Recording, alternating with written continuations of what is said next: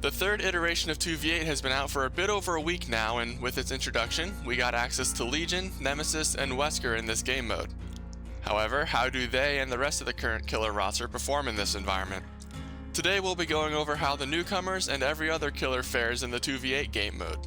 But before we get started, I just want to say that this is all my own personal opinion, and if you disagree with any placements, that's completely okay, and feel free to discuss your own thoughts in the comments below. All I ask is to keep things civil. With that out of the way, let's get started. Starting with who I believe is the worst killer in this mode, we have the Deathslinger. The only notable change Deathslinger receives in 2v8 is that he gets base kit Warden's Keys, which, while useful, is not nearly enough to offset the weaknesses he has that are made worse in 2v8. He remains a 4.4 speed killer with a power that excels in 1v1 scenarios, and the increase in pallets, players, and environmental clutter means he not only takes forever to traverse the map, but he's also more likely to not finish survivors off himself due to body blocks or something else getting in the way. Speaking of, his power still allows for easy 2-taps, which is made easier with the other killer's help. But in my own personal opinion, this trait is nowhere near as notable since just about everyone here can 2-tap now due to just there being 2 killers. Overall, the extra reload speed is good, but in my opinion, Deathslinger's power just isn't it for this game mode. It's just not fundamentally built for it. Moving on, we have the Trapper, who received significant improvements in this game mode, but is still the overall second worst killer here due to just simply being Trapper. One of the biggest improvements to Trapper is that the other killer player can get to work immediately while Trapper sets up his web, as well as neither killer being able to get caught in the bear traps, which is good. I don't know why he can get caught in his traps in the first place.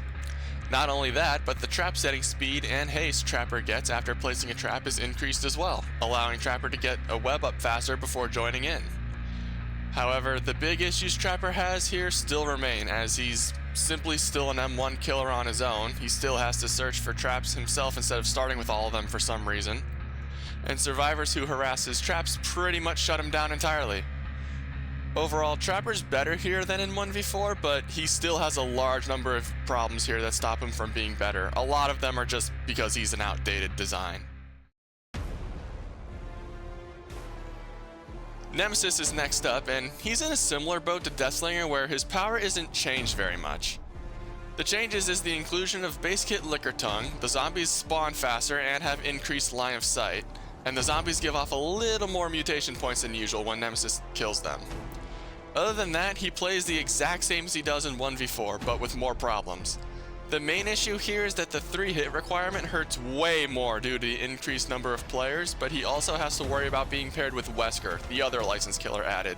And this is because of the new antidote that appears if both are present in one game, and this antidote has 3 uses and cures both infections, which is a lot more damning to Nemesis than the vaccines are.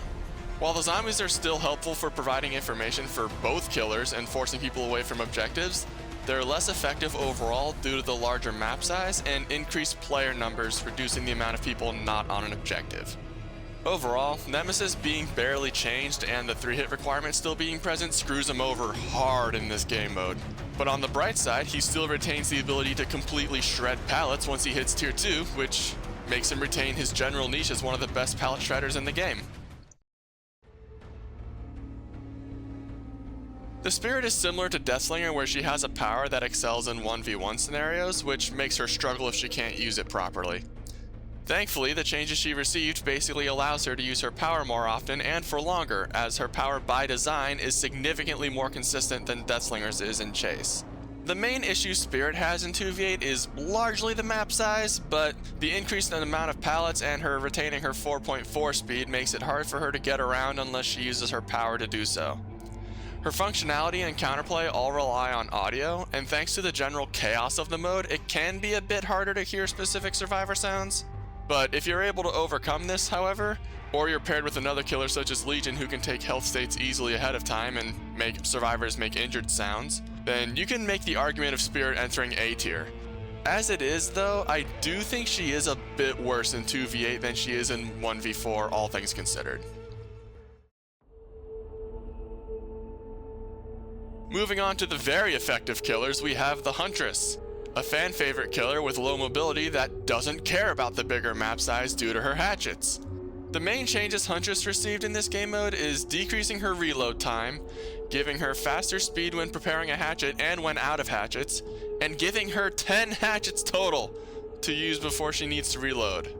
She remains largely the same in terms of playstyle, as she can shred health states incredibly fast and land hits from basically anywhere on the map if she's accurate enough. The only real problem Huntress has here is the increase of pallets causing more 50-50 scenarios, but other than that, she remains a strong choice in this mode as she is in 1v4.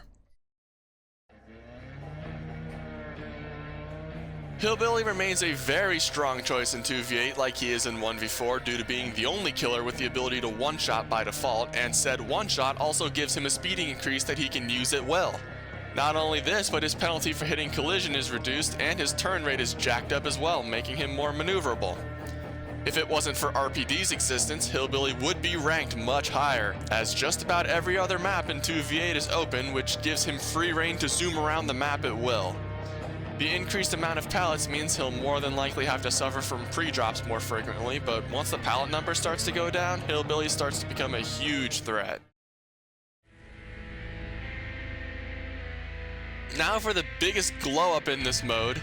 Legion is similar to Trapper, where he went from being a low to bottom tier character and becoming somewhat usable in 2v8. Only unlike Trapper, Legion goes to extremely usable.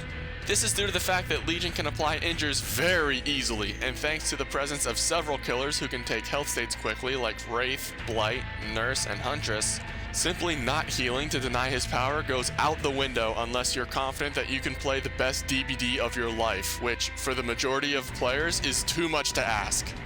Thanks to this, Legion is an incredible support killer for a lot of the roster, only held back due to being an M1 killer in a pallet-heavy game mode, and he cannot down with his power unless he hits 8 people beforehand.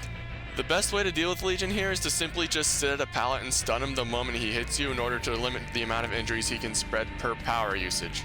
Overall, Legion is incredible as a support killer in 2v8 and increases the lethality of the rest of the cast tremendously.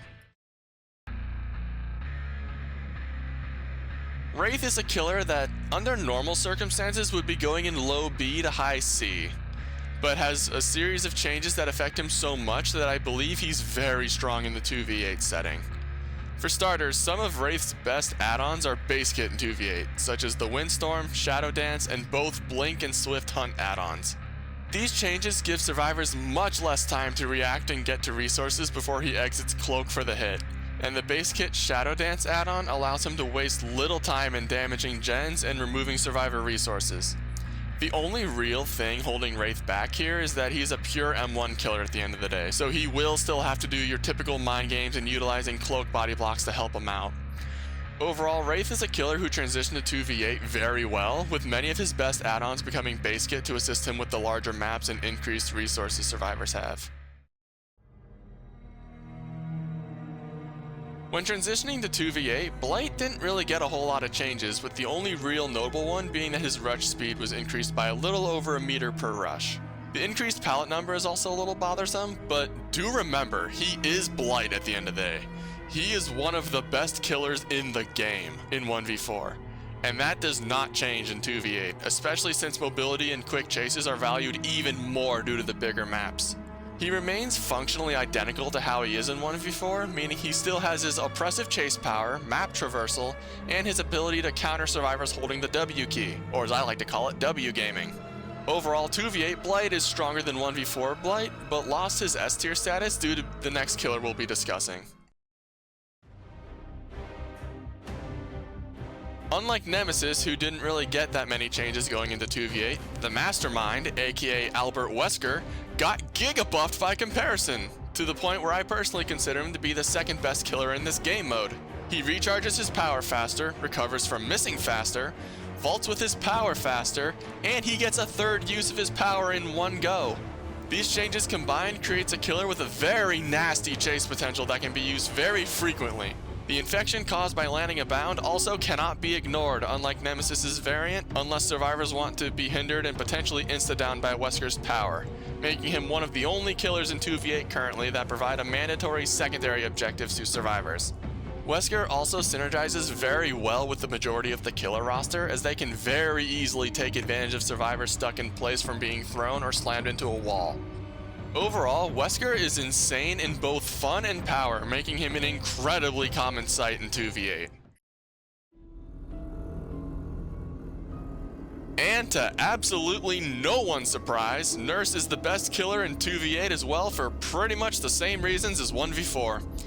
To keep this extremely brief, since everybody already knows why Nurse is the best, she fundamentally breaks the game, and the extra resources added in 2v8 do not mean anything to her.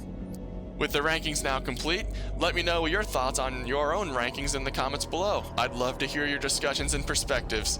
Cheers!